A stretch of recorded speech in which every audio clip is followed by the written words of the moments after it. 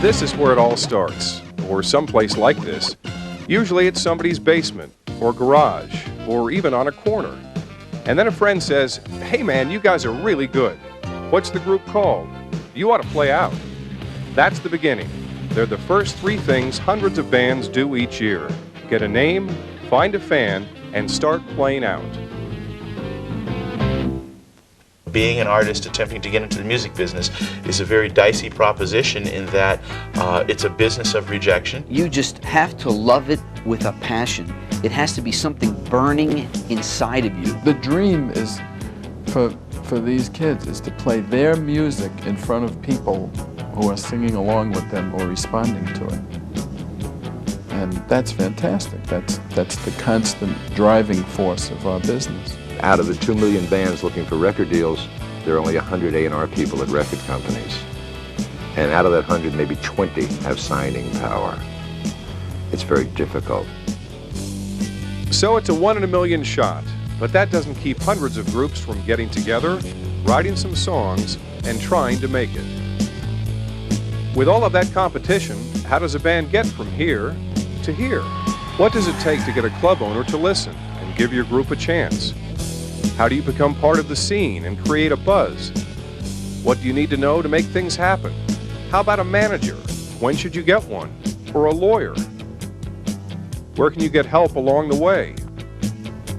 How much can you do on your own? And what is A&R and publishing all about? There are some basics of the business, and knowing about them can make a difference. It's all here in the Musician's Guide to the Music Business.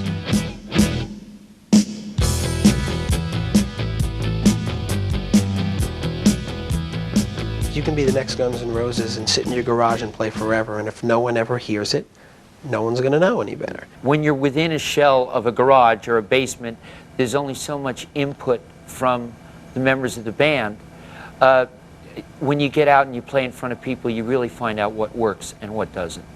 Start in your own backyard, do your thing there, learn the ropes. It'll be on a much smaller scale. It might not be that stardom you're yearning for, but you have to make sure when the stardom comes, you're ready for it. Getting to know other musicians, you're going to pick up hints on how other people do it as well. It's that thing of getting out of the garage in the basement to expand yourself, not only with the audience, but with the other musicians. That creates the knowledge you can use down the road. It's necessary to get yourself involved in the local rock scene.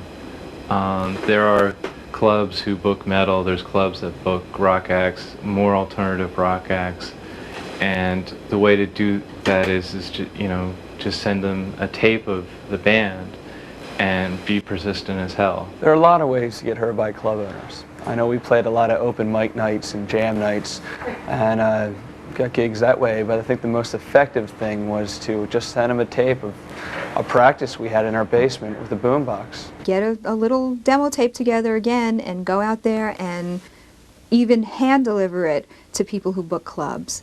Obviously you know all the clubs in your area that have live music.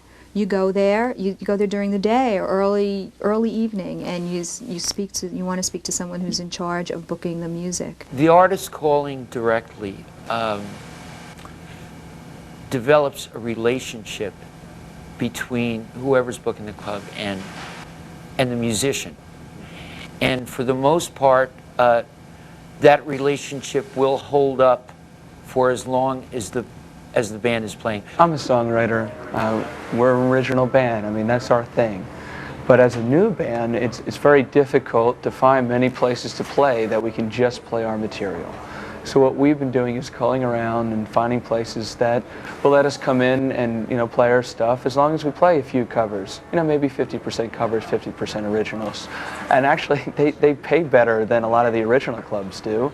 And it's a good way to get out there. If you go to an agent, he's going to give you direction and say, look, I book 30 clubs and they all want original material. I book some clubs that you can do half an original set and half cover tunes.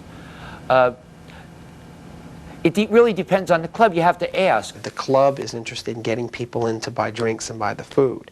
So the clubs are always worried about, it might be great music, but if no one's there buying anything or paying admission at the door, it doesn't matter. So a band having an understanding of this, knowing that clubs need to bring in people and a fan base, that's what will make the club owners happy. Colleges often provide a wonderful opportunity for bands to reach people outside of bars. Many colleges have coffee houses or student activity unions where they provide entertainment. They also sometimes book concerts on campus, and in doing so, not only will provide an entree to younger crowds, perhaps more open-minded crowds, but also at the same time, they are sometimes more supportive of what you're doing. Also high schools. A lot of bands tend to relegate high school to the idea of cover bands, you know, bad Led Zeppelin bands and bad Bread bands, you know, from the 70s. But actually high schools with dances and parties and special events are very ripe for investigation in terms of looking for possible gigs. And students who are at the high schools are very, very open about sharing who they saw with other people and getting the word out so that a gig with one high school might lead to another one. You want to create a buzz by performing locally, by getting your act to perform at some venue, so people can at least start seeing what your band is about, and you can start developing a following. In some respect, it's like selling newspapers, though, too. I mean, you have to keep knocking on doors and getting your list of customers bigger and bigger.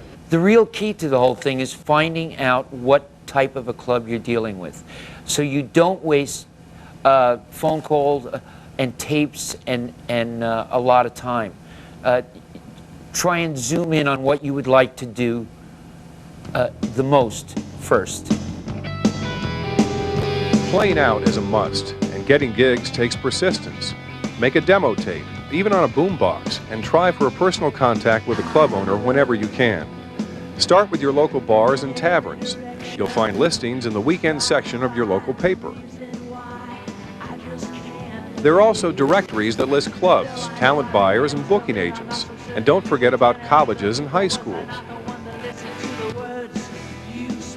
Whether you're in New York or Idaho, the goal is to play out and build an audience for your music. And that's the best way to create a buzz. You have to start your local buzz. It's very important to create a buzz. You want to create a buzz. Buzz. Buzz. Buzz. Buzz is so important. A buzz is excitement and awareness. That's the bottom line. You know, people are talking to people and word is spreading. No matter who you are, no matter what form of music you make, you have to generate some buzz and make a story for yourself to attract attention. The best way to do that is to be able to draw an audience to a club to see you live and knock them out. Once you do that, you've created a buzz. You've got people talking about you and the show they saw last weekend. The key is to write great songs, play them well, create a following. People who come every time you're at a certain club. The club is quiet on Tuesday, Wednesday nights. Thursday nights when your band plays, the club fills up. This somehow gets out. That's how you create your buzz. Start a guest list right off the top so that you can let your fans know after a period of time, you know, where you're playing and get them excited about important shows so you can bring them out. Get a mailing list, send out cards for your next show. Try to make the next time you play have more people in it than the time before. And basic marketing like that helps. The process of getting started in the music business is pretty much universal. It works basically the same. It's just like the marketing and promotion of anything, whether it's a pair of Gucci sneakers or whether it's music. It all holds true for all styles of music. Bands need to face the fact that they're marketing a product which just happens to be them, and that they need to get to market and to record and to promote themselves and do it in the most efficient and best way possible. The best thing for a new group to do is not to act like they're a new group. Try to treat it like it's an established act. Your press needs to look good, your pictures need to look good, the way you carry yourself to the public, the way you present yourself needs to be good. You can definitely tell an amateur band on stage in a hurry. And that can be a band that's been together for 5 years, not one that's necessarily been together for 2 weeks. There's a certain amount of professionalism that has to happen for the industry to take you seriously. The key word is promoting and marketing. The property that you have is your intellectual creativity. The key is to get that out. So you have to do it through the media, which is involving the electronic media, the radio stations, and the press. And most people start, it seems to be the only way really, is to start with a good press kit. A press kit is a good thing because it creates an image for a band.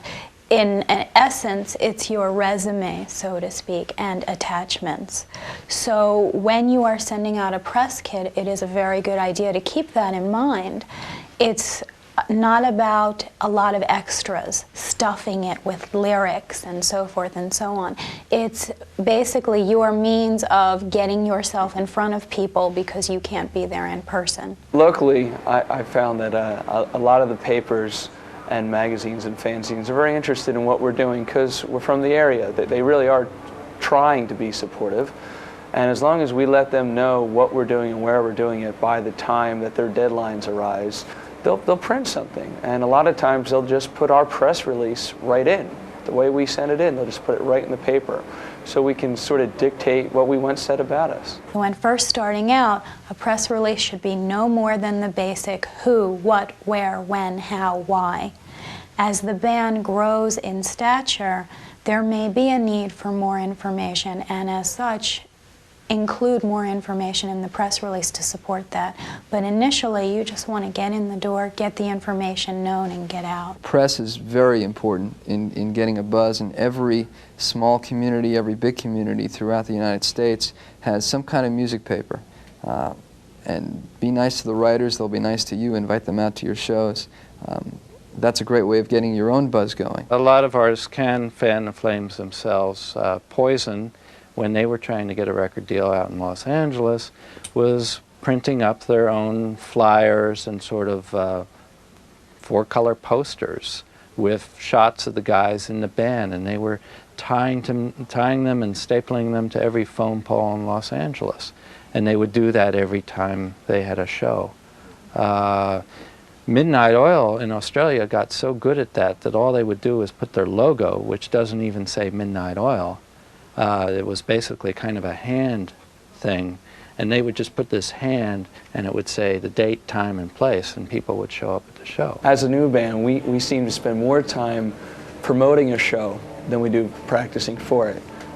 It's like all-out guerrilla warfare trying to get people to come to shows, between postering and sending out the mailing list and calling the people the night before the show, you know, hey, come on out to the show, we're playing tomorrow night. It's endless. It's like practicing and promoting and practicing and promoting, but you know, when the place is packed, it's really worth it. If you're lucky enough to have a town that supports local music and a college station that supports local music, which most college stations do, that could be a real boon to your chances of succeeding to some level. College radio is one of, if not the most important element for hip-hop, or for breaking any new act for that matter, because it's your college kids, your college radio programmers that are willing to take a chance, that are willing to play something a little left field. And let's face it, it's your college kids that are listening to these stations, and that's your targeted market. So whether it be hip-hop or whether it be alternative rock or whatever, it is the starting point in breaking a new act. It took me a while to realize how effective college radio could be with promoting shows. As a baby band, I don't think I even considered the viability of it. I just thought that there's no way they would play a tape of ours, especially at the time we didn't have any professionally recorded tapes. But a friend of mine was a music director and he liked the songs, and he started playing the cassette we had that was just recorded in our basement, and people really liked it. So we started calling other college radio stations in the area, and you know, it's been going pretty well. The one rule to keep in mind as you develop your career, if you're an emerging artist, is that there are no rules. You simply have to be as smart as you possibly can to find unique ways to market yourself. It's critical to get this buzz going, to get some sort of interest in your group, so that a music attorney or a manager or a recording studio is interested in getting involved in your project. A band will always say, well, here I am in Sheboygan, Iowa. How do I get discovered here? Well, it's easier than they think. First of all, they got to play in their local area. Start garnering local press. There has to be a local radio station in that area that is playing the type of music that they're playing. Go to that radio station, invite the people down. Now, that radio station gets product from record companies, does it not? Yes. You get a disc jockey that's on your side, whether it be once a week, twice a month, once every other month. There is a promotion man from that record company, Columbia, Polygram, whatever it is, the biggest record companies, that will either be on the phone with that radio station or come in and visit that radio station in hopes to get their product played. If this disc jockey or this program director says to that promotion person, there's a band here you really should see since you're coming in, and that promotion person sees the band and sees the excitement, he's going to be on the phone with his A&R person either in California or New York, saying, I just saw a band that blew me away. And do you know, that A&R person will be on the next airplane to see the band. That's how you get discovered. Fan lists, press kits, and press releases are important tools that can help you create a buzz about your band and become part of the music scene in your area. A press kit can say a lot about your band, so give it serious thought. You can go to professional organizations to have one put together. The charges vary from one to another, so get several estimates. So can the style and quality. Look at samples. If you can do it yourself, you'll save quite a bit of money and learn from the experience. Try to get graphic design help from a college or university art student. The press can help create interest in your music and your band, so check out your local papers. Who is the entertainment or music editor? Introduce yourself and keep him or her up to date with press releases. But do it right. If you need help with writing, get a friend who's an English major to help. Ask around. Everybody wants to be in the music business, and that's what it is. It's a business. It's not enough in this era to be a great songwriter or a great artist. You have to take control of the business aspect of your career.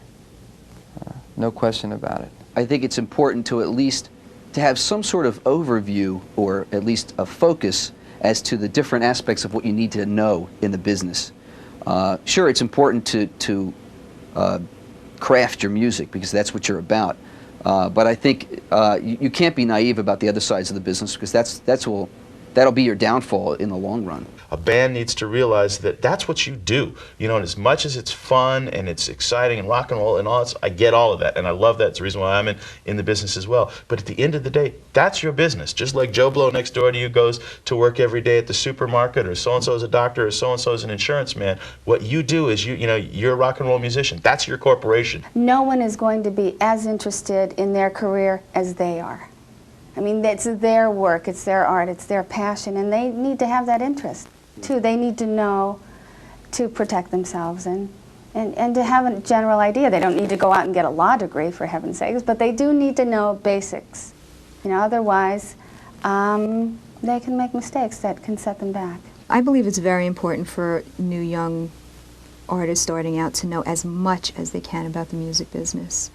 Even if you have a great manager or a great attorney, you don't want to get ripped off, right? The more you can know about the right that you have in your creativity and your songs, and the more secure you might be when you're actually sitting down there and you sign a 7-year contract and you don't know what clause 2C-3B means. I'd advise anyone who doesn't have a good grounding in the business of songwriting and publishing to give us a call and to ask for an affiliation kit, even if they're not ready to join BMI or ASCAP or CSAC.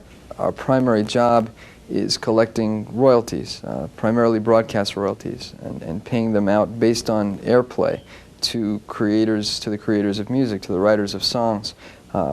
We have a separate function, which is a national support service for young songwriters who are looking for their first break. And to that extent, we have executives in New York, Los Angeles, and Nashville who are very accessible, who help writer-artists at whatever level they are in reaching the rest of the music business. Always try to educate yourself about how the business works. Read periodicals, Billboard, R&R. You know, there's always a list of books. You can go to your local bookstore. They'll have a business section. Read a music business book. It's not the greatest thing to have an attitude of, well, I play a guitar. I don't need to open a textbook. You don't need to. No one's asking you to be an expert on. But wouldn't it be nice one day when you're up in a publishing company and you're meeting with a publisher to have some kind of vocabulary skill where the publisher will go, you know, he knows about that. I like that. The kid's knowledgeable. You've got to do your homework, you know, and a significant portion of doing your homework involves a lot of reading, gathering as much research data as one possibly can, and thinking beyond the notion of, I just play guitar, I just write songs, I don't want to know anything else about the business. I wrote Breaking Into the Music Business because I got tired of seeing young people come up to the office and hand me documents that they had signed without an attorney, and more importantly, without any knowledge. What people don't know is that the music business is a business. It's more of a business than a lot of businesses. And you have to know what you're doing, and if you don't know what you're doing, and you don't hire the people who can help you do it, you're going to get burned. If you don't know anything about it, well, then it might be worth your while to spend the $100 or the $150 to talk to a music attorney and just say, I'm totally ignorant of what I need to do in this business, you know, and pick his brain for that hour and a half and take notes and use that knowledge so that when it's time to go to the next step, you have some idea as to what needs to be done. You don't need to be an expert. You don't ever need to do your legal work or need to manage yourself, but it's your career. Any manager you have will probably have other acts. Any lawyer you have will be billing other people. Record companies have 100 other acts. You have one career, just one, if you're lucky. So the thing to do is no one's ever going to take care of yourself the way you will. You're always in business. When you play a club, you get paid for it, or sometimes you don't get paid for it. But there are always business aspects to everything you do here. The biggest myth about the record business is that it's only about the music. That the music will totally get you over every time. Never has it been, or never will it be true. So again, I'm a real stickler for people educating themselves about the business. I don't need you to be an expert, but I need you to make a knowledgeable decision. So when you bring people into your life who will make business decisions for you, you'll feel comfortable. So yeah, it's not only about, it is about, without the music, nothing else matters. But once the music's there, we need to put the rest of the stuff in place. So it's not only about the music. You'll benefit from learning more about how the business of music works. Check out your local bookstore and library. Here are some of the leading regional and national music magazines that'll keep you up to date about who and what is happening in the music business. Mr. Johnson came, Mrs. Johnson saw it. No one was sure if he'd been there before. A town outside of somewhere. Check out the local colleges. Many offer courses in various aspects of the music business. For more information about music schools, contact the Music and Entertainment Industry Educators Association. The Queen was crying, the jester laughed, then blew his nose. The nights all searched on. Bands should know a little bit about the business. Most young, and I mean young bands, don't care. They want to play music. So they should surround themselves with somebody that does. Find yourself a person who could either be a booking agent or a manager.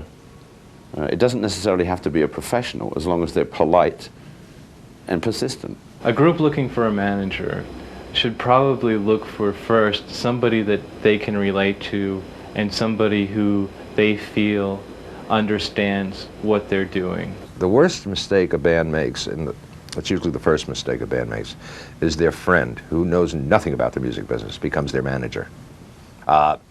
Yeah, he's into you, he's your buddy, he's not going to screw you, this is wonderful, he's going to get us gigs, he's going to come up with us. It's fine as long as there's no contract. If it's just done on good faith, that's okay. But at some point, the record company and everybody else involved will want a professional manager if the group is becoming meaningful. to limit yourself to, well, my brother's going to manage me because I play guitar, and my brother's going to manage us because he loves me and he gets what I'm doing because he's been in my bedroom my whole life, you know, as I played my guitar. That's a beautiful romantic thought, you know, but the cold hard reality of that is he's not connected on a national basis, and he's going to probably not be able to talk on a one-on-one basis with someone inside the record company. There are very few wonderful managers, and the few wonderful managers that there are have important acts. So it's a chicken and egg situation. They're not going to be interested in representing you until there's something on the horizon for you. And then the artist says, but how am I going to get something on the horizon for me if I don't have a manager who's going to guide and steer me? A manager seeing a band in a club filled with 500 people wearing a band's t-shirt is a sure giveaway that the manager can make something out of this. The manager is supposedly responsible for the overall direction of everything. So that would mean the record company, the record, sometimes the producer, sometimes the material, the choice of an accountant, the choice of an attorney, the agency. If you have a successful artist, the day-to-day communication with an agent. You can speak to an agent 3 or 4 times a day if they're touring, working, or getting ready for a tour. An agent is the person or people who negotiate contracts with clubs or theaters or promoters in general, and then reports to the manager and says, I got a deal in Spokane, I got a deal in Seattle. So the manager is the one who decides how the tour is going to look, what clubs the band's going to play. Of the offers that the agent brings to the manager, he decides where the band's going to play. The manager's job is probably one of the most difficult, because as a record company, or even as a producer, you know, come 9 o'clock at night, when the act says bye-bye, I can go home. But the manager's phone number is tacked up on the musician's wall so that when he's in trouble, or he doesn't feel like he's getting a good deal, or he's got to get bailed out of jail, it's the manager's headache. The primary connection between a band and a manager is his ability to make good judgments on your behalf. And if that trust isn't there, it's just not going to work. One of the things that are most scary in this business are management contracts. A record contract weighs a half a pound. You just know you have to have an attorney. Or a songwriting contract, they'll say standard form on the top, and you need a microscope to read them, and you get nervous. But a management contract is usually 2-3 pages, double spaced, and it looks very innocuous, and you know, it's a friendly kind of agreement. Get a lawyer, please, because that's one of the most dangerous contracts you're ever going to sign, because that little innocuous piece of paper gives that manager a share in your income, very often for life, because he will have a continuing interest in your copyrights that will persist forever if they were written during the term of that management contract. And you need an entertainment attorney who is aware of these things to protect you. The primary clauses in a management contract are the scope of the agreement, which has to do with how a manager is paid, what portions of the artist's income the manager will be able to commission. Those can be publishing, recording royalties, performance payments, merchandise, and other appearance fees. The next thing would be term. The term of the contract, whether it be 5 years or it be tied to a recording agreement. If it's tied to a recording agreement, which is typical, the recording agreement could, or a record label could drop the band, and then there'd be a grace period for the manager to find a new label for the band, and then if that didn't happen, then the band would be free and clear. Management fees range from 15 to 20% typically, and things can be knocked off of that percentage, like agency fees, accounting fees, and so forth, or can't be, and it's all negotiable. It's the artist and the manager who are endeavoring together to create the success. The record company thinks they're doing it also. But they're in a very different business. They're usually owned by huge corporations. They have tremendous backing and finances.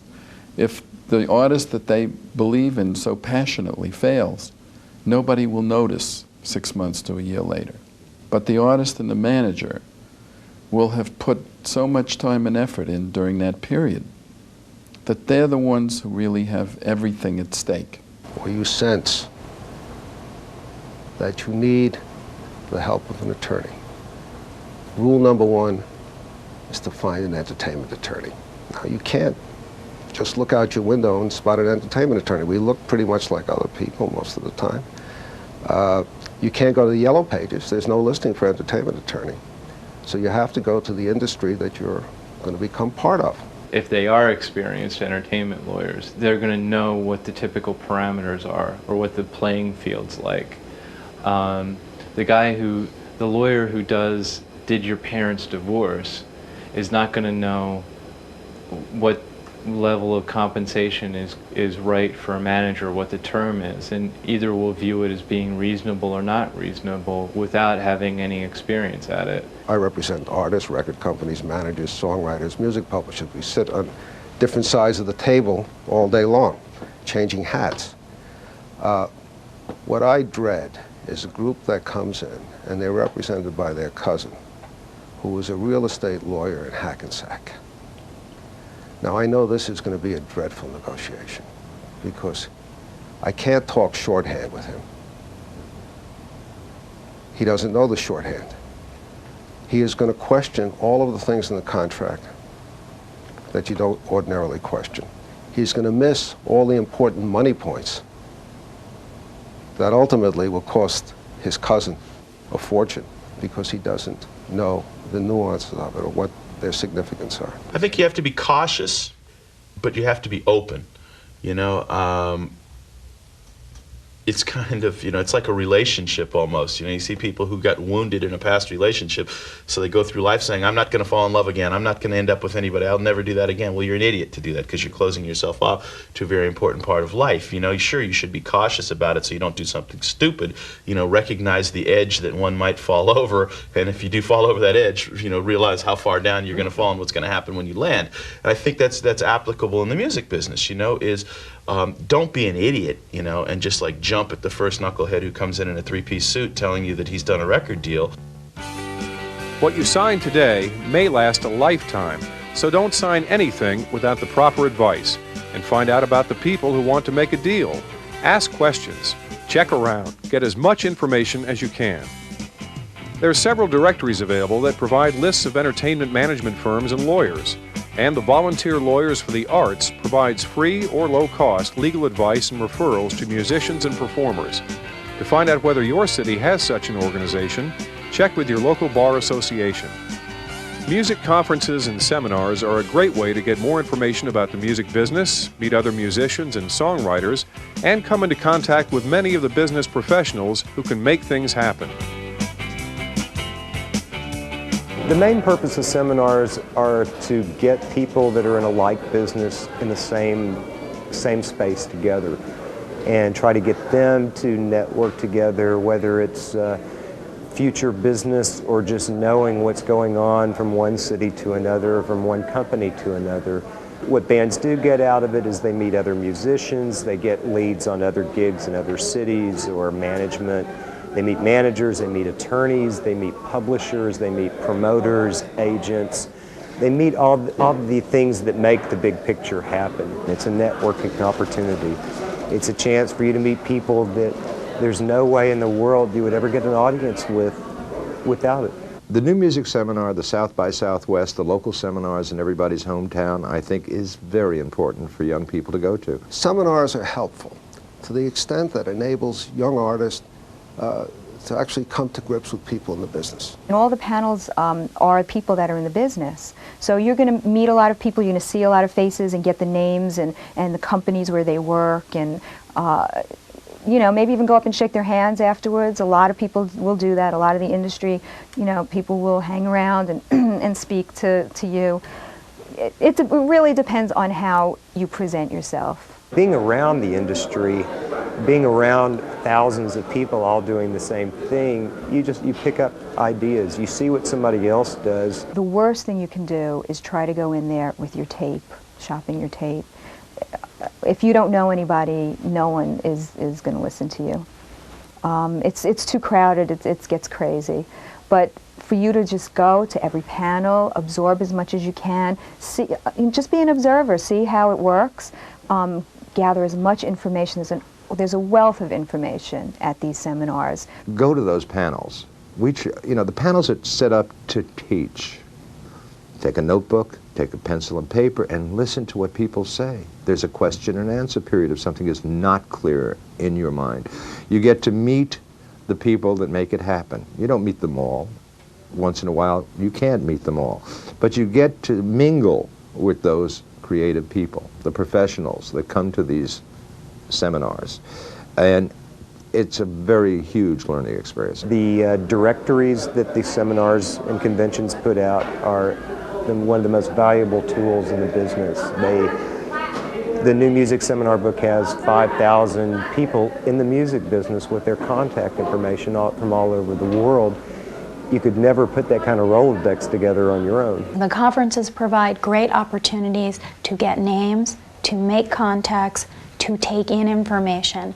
The work really happens when you get home, follow up on that, and follow through. New Music Seminar, South by Southwest in Austin. Those are the two major alternative conventions right now.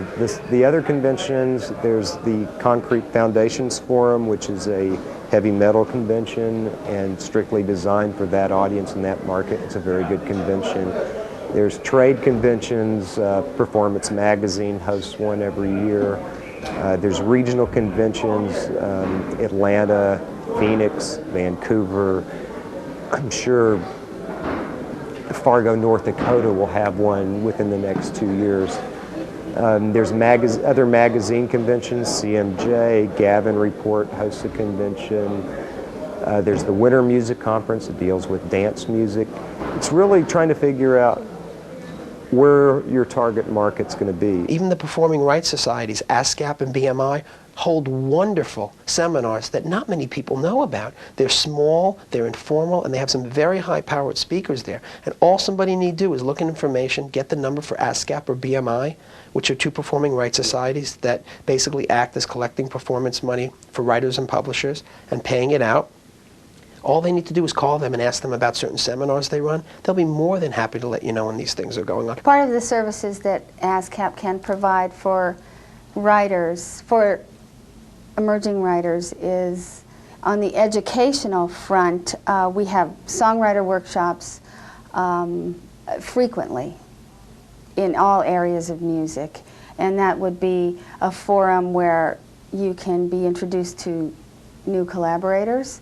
Your music, say, can be critiqued by your peers or by a panel of industry experts, per se, from labels, from publishers, attorneys, managers, radio people.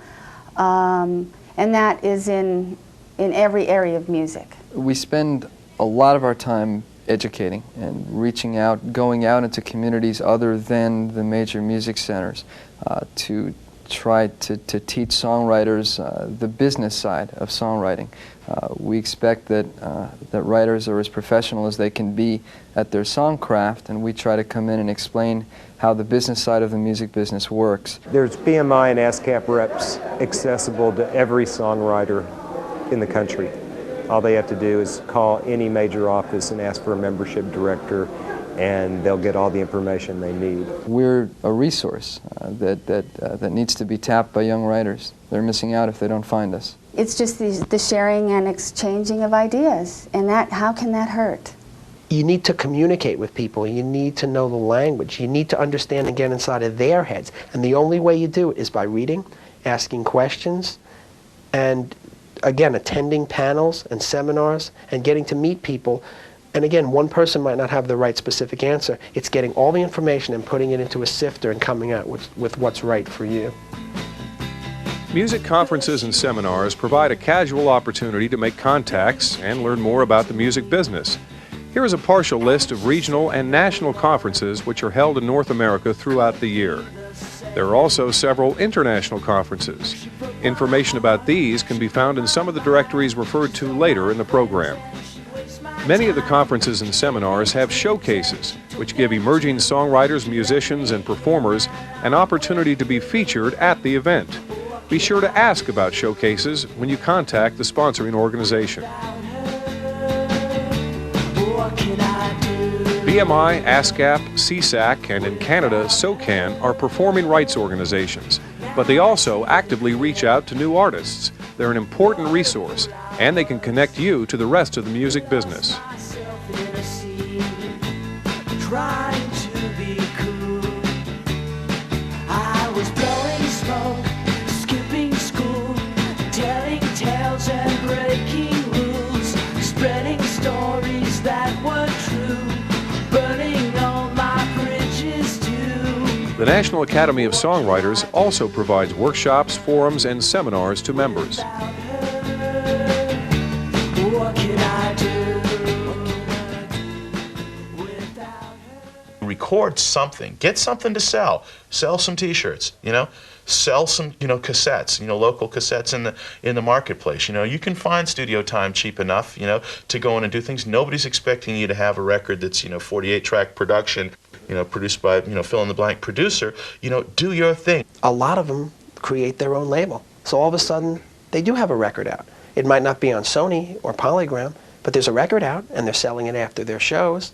And once you have something of that stature that you're selling, that people can physically take out money out of their pocket and buy it, you're all of a sudden putting yourself into a different league. First thing to do with it is sell it in the club. That attracts attention. Then go to your local record stores, your mom and pops. Don't go to your Kmarts, go to your mom and pop stores.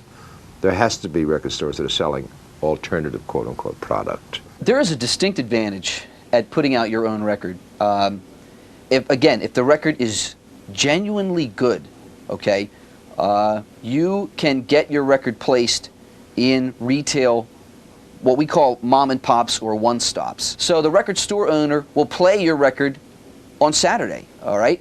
And someone will say, they'll come in, and if they genuinely like it, then they will buy it. It will cause a buzz, and you'll start selling records on a small level in a local market. If you're out there and you've got somebody to go book you 20 dates in your state, and you don't make merchandising like a t-shirt or a cassette of your songs as cheaply as you can, then what are you doing this for?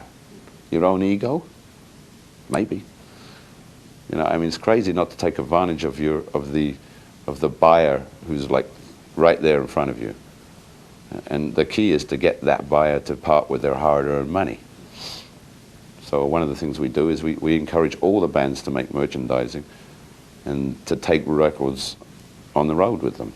If you can print up a few thousand copies of a record, if you're in Louisville, Kentucky or Cincinnati, Ohio, and you can sell a couple of thousand records in that market, you're showing something.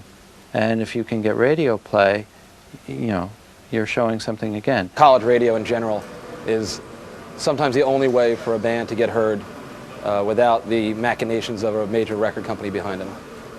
Most commercial radio stations only play records that come out through one of the 6 or 5 or however many there are these days major record companies. But there are hundreds and thousands of independent labels putting out good records. And the only way that those can be heard is often through college radio. It's the only radio airplay, the only medium that will give undersigned, underexposed bands a chance to achieve any sort of popularity. With college radio and NPR type stations everywhere now, a lot of them, if not all of them, will play independent releases. And there's such a heavy club network out there that ties in with all these people that a band can put out its own record, get airplay, get their video on TV, and tour without ever having to come to New York. The guys at your local radio stations have relationships with the people in the major labels. They'll start talking. They'll start saying, man, we got this great local band here. You really should send somebody down here to pay attention. College radio is just part of a sort of network that goes along with touring and getting some press in local magazines and national magazines and word of mouth and positive some sort of positive sales at small record stores. Today, any group can have access to the national market. There's magazines, there's cable programming. People are into independent music now. The magazines, especially CMJ, Rock Cool, Option Magazine, those type of magazines cater to the indie labels. They have no qualms taking the money and the records from the major labels, but their heart, I think, is into helping the band that's trying to do it on their own. CMJ is a weekly trade publication that's available subscription only to the industry in general and specifically to college radio stations. And it compiles weekly playlists from about 800 college stations across the country, prints a chart of what they're playing, as well as has editorial sections that review records, has news, covers all kinds of music, not just alternative rock, but rap and jazz and world music, etc. Anything that's national on that level, like Rockpool here in America, CMJ, which is America and Canada and soon to be in Europe, they're invaluable tools. They are the information service where some guy who programs a radio station in Boston can know what the guy is doing in Topeka. And that's what it's all about, spreading the word. So the agent then has some material to get on the phone and say, well, did you know it's being played in, Terre Haute, Indiana? No, I didn't. Well, it is. Did you know that this retail record shop sold 50 copies in the last month? No, I didn't. Well, now you do. And that's the way to do it. So I'd say those are absolutely incredible tools to have. The more an artist knows about how a record company works and how the music business works, by far the better off that artist is going to be. An artist should know how to do their own record from start to finish. That way they can understand what the record company is doing. In my personal opinion, every artist should have to put out their own record first and market it, manufacture it, promote it, so that they will know up here what it takes to make that happen. It's a good grassroots approach, and for most of the bands on an alternative level who have succeeded, that's the way they've done it. And I think it's made them wiser and probably less cynical too, because they know how hard it is and they know how hard they're willing to work. Hoping that a major's going to turn up like Gabriel at your doorstep and say, you're brilliant, I'm going to sign you. It doesn't work that way. You have to really do a lot of footwork yourself. But I think you get more reward from it. And when you're ready, the majors will be ready. A year and a half before the Cars even got signed, WBCN in Boston was playing a record by the Cars. It happened to be a very strong group, a very good song. That got them obviously a lot of recognition. That process took time, but the fact that they were getting airplay meant that more and more kids were crowding the clubs every time they played. The press was getting interested, and record companies noticed that sort of thing. Sitting on your butt waiting for someone to, Mr. Record Company man, to knock at your door and turn you into Bon Jovi ain't gonna happen, Bon Jovi became, I use Bon Jovi as an example because they're on our label. Bon Jovi became Bon Jovi because when they were a baby band, they busted their butts. Much like I'm saying to you now, so many of the bands, be it Motley Crue, things like bands have busted their butts from very small little cell, and then it just began to grow exponentially from there. And you've got to approach it from that standpoint. There are a number of books available that provide information about putting out your own record. They can help you with the process. There are also many companies involved in the various stages of audio cassette, record, and CD manufacturing and packaging.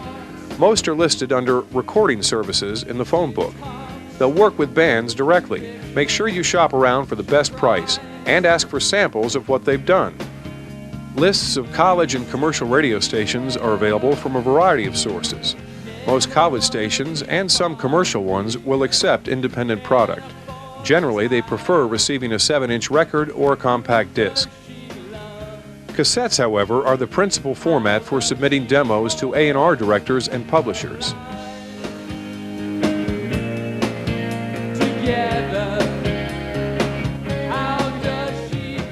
By definition, A&R is artist and repertoire. And what they generally are is a combination talent scout, or I often say talent scout, A&R meaning aid and relief from time to time, meaning aid, we give you some money, relief meaning, probably relief from some of the madness that may exist in your life as a young band. For so often, the A&R person, or more often than not, the A&R person is the first conduit to a new act inside the record company. You're also a bit of a psychiatrist. There are a lot of tough times for artists. They need some positive feedback and encouragement sometimes. Don't we all?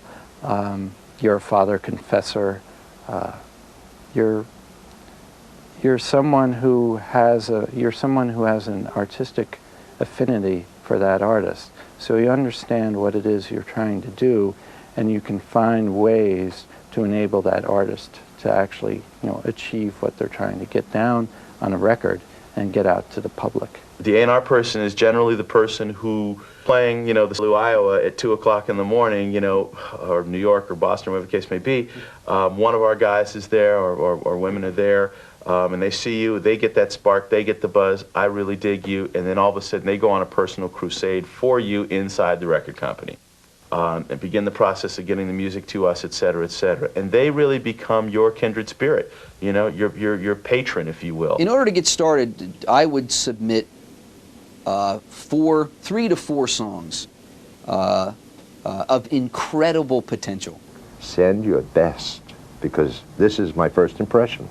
I would tend to say the average demo contains between 3 and 5 songs. Nothing depresses an A&R man more than finding a tape with 10 or 12 or 20 songs on it. They barely have time to needle drop 1 or 2 songs. You look at a tape and you say, oh my God, there's 10 songs. I can never get through this. You put it aside, you see a tape. Oh, there's only 3 songs. Okay, I have time to listen to this. Don't try to construct a demo that's going to build to a crescendo, because they're never going to hear song 2 and 3. If you don't grab them with song 1, it goes right back into the cardboard carton and back to you with a thanks but no thanks letter. Usually, you're only going to get about 25 seconds in that A&R guy's box. You better grab his attention right away, or he's just going to hit stop. He's going to throw it over his shoulder, along with the 600,000 other tapes he has sitting behind his desk. So it's got to be short demo, 3, 4 songs, best song first. If you're going to send something to a professional, make it as professional as you can afford to. Don't go overboard, but you know what a professional tape should sound like. Knowing what to do with your music, where to send your tape, is very, very important, because if you don't get it to the right people at the right time, you can be running around in circles for years. A lot of times people will call up and say, who is the head of A&R there, or who's the A&R director there, and they'll give a name, and they'll send in the tape unsolicited, not knowing that the person's name they just got is the head of the R&B department, and they're sending them a heavy metal tape.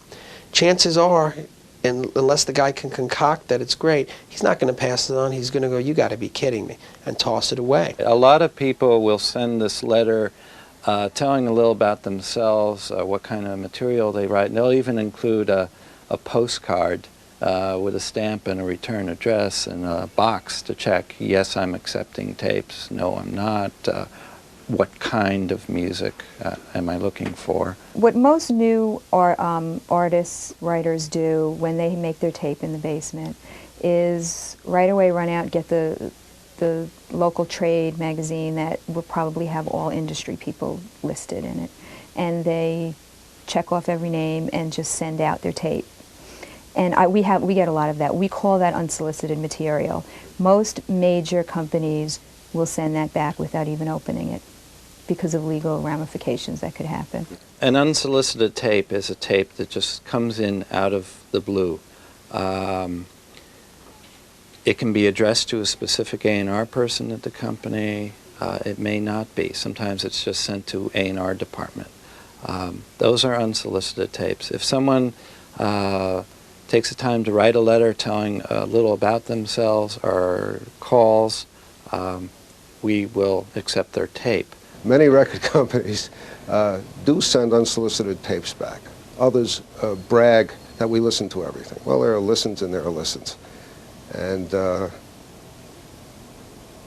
I, in the course of writing Breaking Into the Music Business, interviewed many record executives. And the interviews are in the book. And I always asked one question.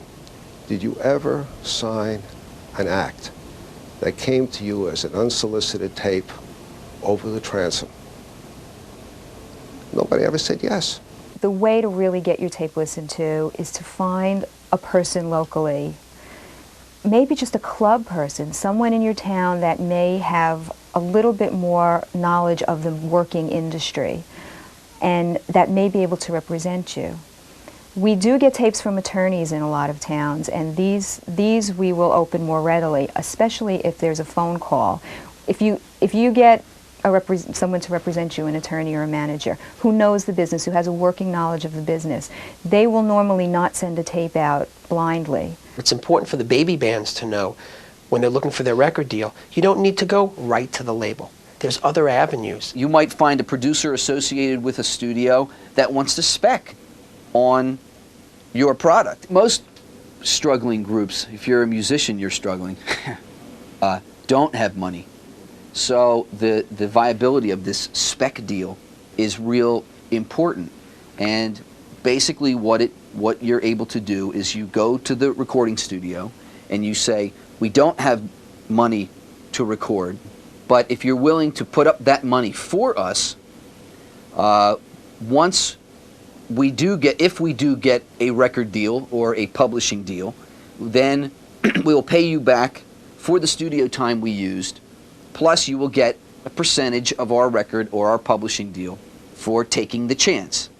And that's in essence what a spec deal is. It's a quest for who understands your music and who likes your music. You don't want to force your music on anybody, because if you have to force it on them from day one, it's not going to be a very good relationship throughout. Independents, I think, pay much more closer attention to the tapes that get sent to them in terms of they're looking for artistic creativity. Independent record labels often sign bands, or almost primarily sign bands, because they like them.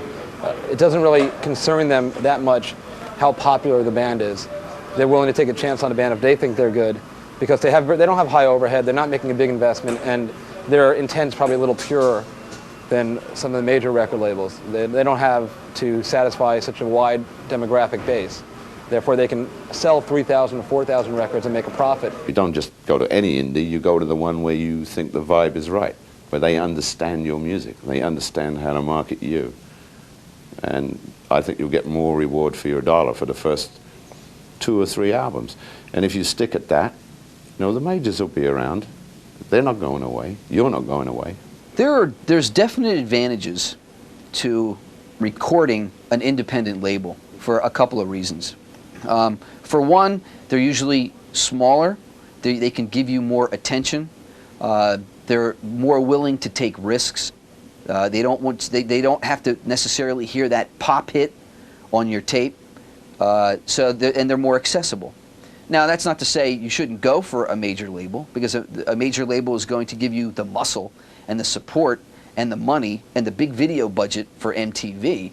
But again, the competition is so fierce that it may not be a viable option for you. It's important for the baby bands to know, if you can't get signed directly to a label, you can go to a publishing company. Publishers more and more are seeking out sort of baby artists and trying to develop them.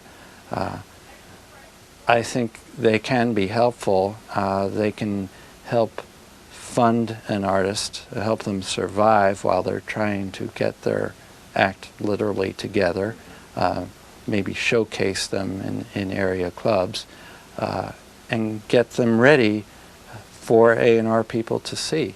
A lot of the publishing companies nowadays have their own 24-track in-house recording studios.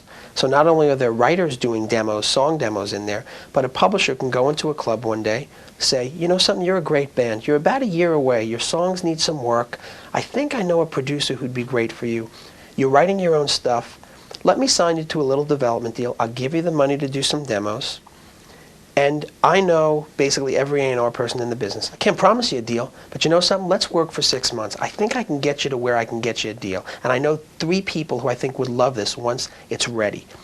A band hooks up with that publisher. Hopefully the band gets a proper entertainment lawyer to do the proper deal. All of a sudden the band finds themselves not making a record yet, but almost doing a pre-record for a publisher, who hopefully when it's done will personally take it around and shop the deal. Now, this band's been trying to get all the A&R people on the phone for the last 6 months, couldn't do it. All of a sudden they have someone in their court who's on the phone with them every day with tape in hand in their office in about a second. We can open doors, and we exploit compositions not only to other artists, not only to let's get it played on radio, but we also exploit it to advertising. We exploit it to movies. We have the ways. They come to us. They're not going to come to an individual writer. We get the phone calls from everybody looking for that song, that kind of song. That is what a writer can't do. We will make that writer a lot of money. They're not giving up their writer's share of that song. All they're giving up is publishing, someone to do their paperwork. Publishing is a mound of paperwork. Do you want to do it? Good Lord. It is an enormous amount of paperwork. We do everything for them. We copyright their songs. We do all their paperwork. We give them statements. Everything is on that statement. As publishers, we don't make records. So the only way we can make money is to get our songs on records or to get our artists record deals. I always tell artists when they get signed, it's like, okay, now you have to start working for a living. And they're always like sort of taken aback by that statement because it's like, well, you don't know, I've been paying so many dues, I've been working so hard. And of course I know because, you know, I see it, and so does every other A&R person. But what we mean is it's like, okay, now as good as you were to get signed, you've got to be even better if you want to sell records and you want to play in front of 15,000 people every night. So now you've really got to step it up a couple of notches, and that's going to take a lot of hard work. And here's how we're going to map it out and hopefully achieve, you know, that goal. You're not playing for the record deal. Every band thinks that's the ultimate. It is not. That's when the work really begins. Once you get the record deal, the producer, doing the album, the touring, it becomes unbelievably hard. Lists of record and publishing companies are readily available. But remember, sending out demos randomly qualifies them as unsolicited material. They'll probably never be heard. So make a contact first and always submit your best.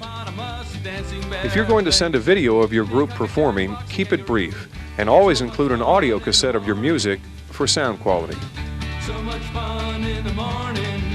Be sure to put your name, address, and phone number on the cassette as well as the box, just in case they get separated and somebody likes what they've heard.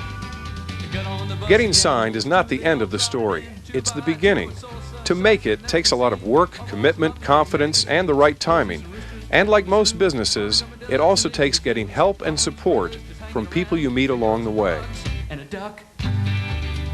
The music business seems to be a huge business, but in fact is a very small business. Most of what gets done is through relationships and friendships and networking. And if you're bright and you've got something original, you will probably get through. The more people you know in this business, the greater your chances are of succeeding. That goes for all of us. It goes for business people and music artists. The more people you know, the better off you are, because all you need is one person. All you need is to find that one person that's going to push you to the top. It only takes one. Forget the numbers. 100 A&R people, that's a number. One person says yes, you're a winner. It's like a big eraser. You get 99 no's. And one guy says yes, and you take the eraser, say, ha-ha, and you erase it. Because you got the yes, and that's what you're working for. So forget how many people are in it. Just takes one. You drive by, you know, any park, any day, you see kids playing basketball. The core that they're the next Mike Tyson or Larry Bird. The cold hard reality is they're not, you know. But it's that dream and it's that quest that continues to inspire and motivate them on a daily basis. I think that's analogous to what goes on in the music business. I often say to young acts as well is look at Plan B. You know, the path to success is not always about necessarily having a major label record deal. The kids who are talented and who have to do this, or social life, or the glamour, or the thought of, no, chances are it won't happen. Those are byproducts, fringe benefits, perks. The commitment has to be so intense that nothing will stop that person. Anybody who has enough dedication and will and want to be able to communicate through song is a very valuable cultural asset. And to be able to do it and be successful at it, and to communicate a thought through music is a wonderful thing. Be true to yourself, be true to who you are and what you are, and don't ever give up. You know, give it that best shot every single time, and after about the 33rd time, then maybe you should go to school.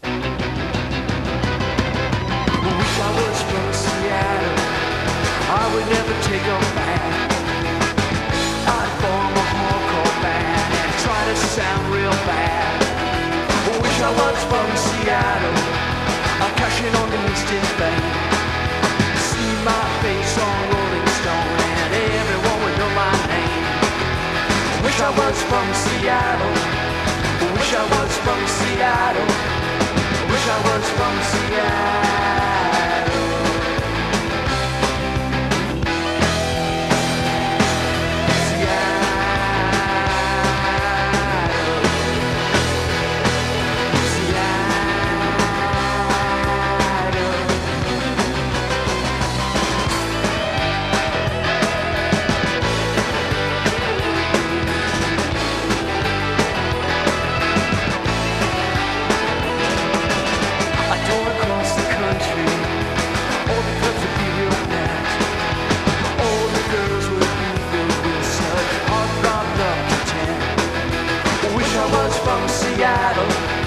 Cashing on the instant fame.